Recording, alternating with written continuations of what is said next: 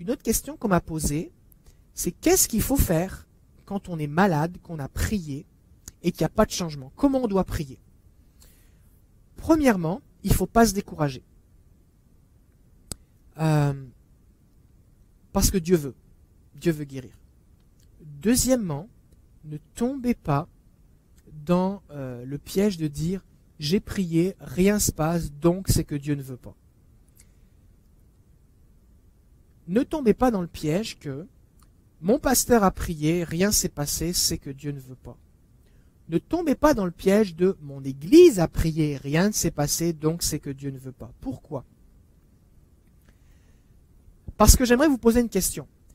Combien de guérisons semblables à votre condition vous avez déjà expérimenté en priant pour des gens?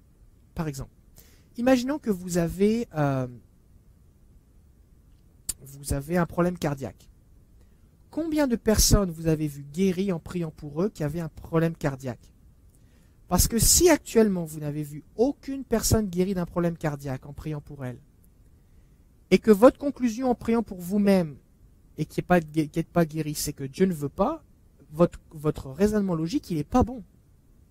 Ça se peut qu'il manque de puissance, il manque de foi, il vous manque quelque chose.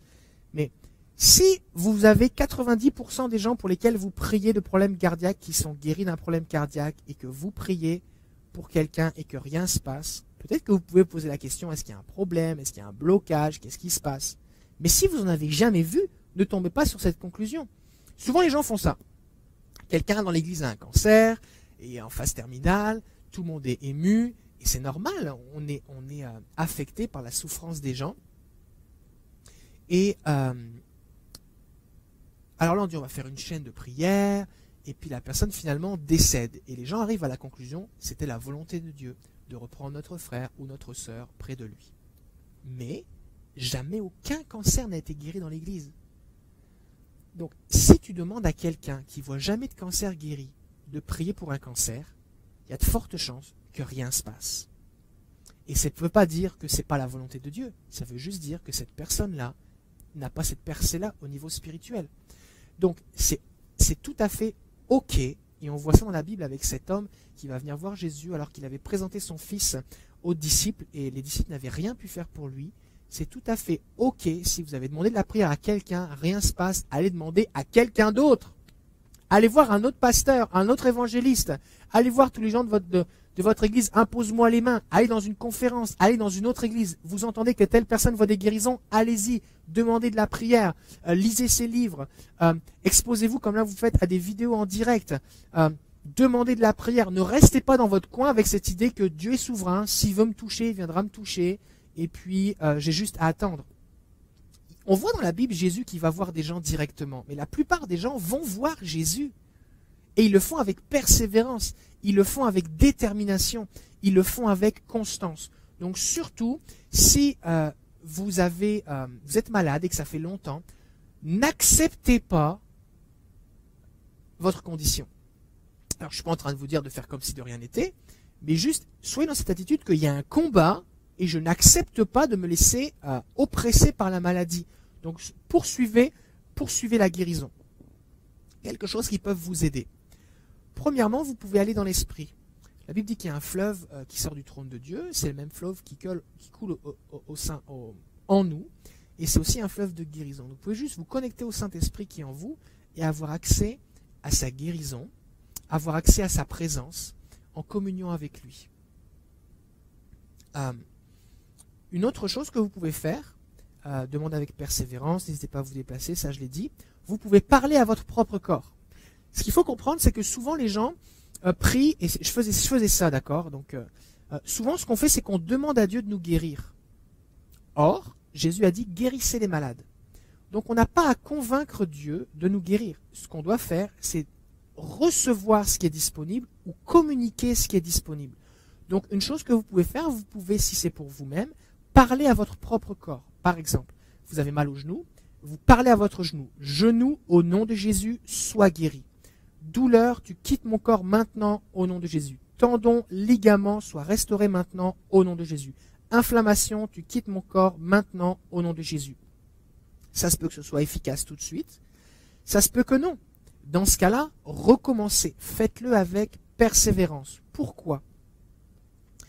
Parce que tout à l'heure, je vous ai dit que la guérison, c'est un combat. Il y a moi, il y a Dieu qui est de mon côté, qui est avec moi, et j'ai un ennemi. Et je me retrouve dans cette situation où je frappe par la foi sur mon ennemi pour qu'il lâche prise.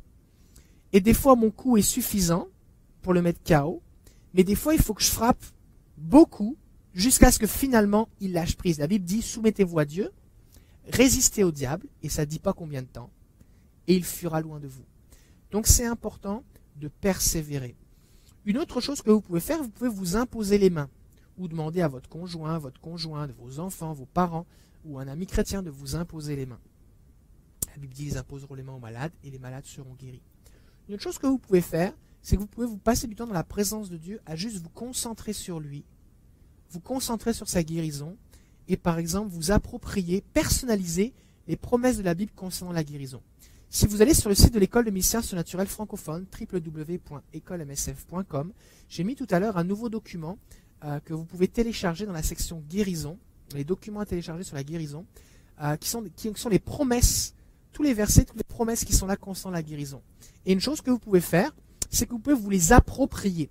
Par exemple, vous pouvez dire, c'est par tes meurtrissures, Jésus, que je suis guéri. Tu as pris sur moi ma douleur, tu as pris sur moi mon diabète, tu as pris sur toi ma myopie, tu as pris sur toi ma luxation d'épaule, tu as pris sur toi mon herpès, mon eczéma ou quoi d'autre encore. Et donc, c'est par tes meurtrissures que je suis guéri. L'idée, c'est de vous les approprier, les confesser, les déclarer par la foi. Une autre chose que vous pouvez faire, c'est demander au Saint-Esprit de vous guider comment prier. Parce qu'il peut vous demander de faire un geste prophétique, il peut vous demander de faire telle ou telle chose, il peut vous demander de demander à telle personne de prier pour vous. Je me souviens, il y a quelques dimanches, un ami dans l'église était particulièrement oppressé, et il allait vraiment mal, et on a pris un temps où les gens priaient les uns pour les autres. Il a dit, Seigneur, à qui je dois demander de la prière? Et le Seigneur lui a dit, demande à telle personne. Alors il est allé le voir, il lui a dit, est-ce que tu peux prier pour moi? Et au moment où il a prié, c'est parti. Pourquoi? Dieu lui avait donné une indication. Donc demandez au Seigneur, Seigneur, à qui je dois demander de la prière? Qu'est-ce que je dois faire? Voilà un petit peu des choses qui peuvent vous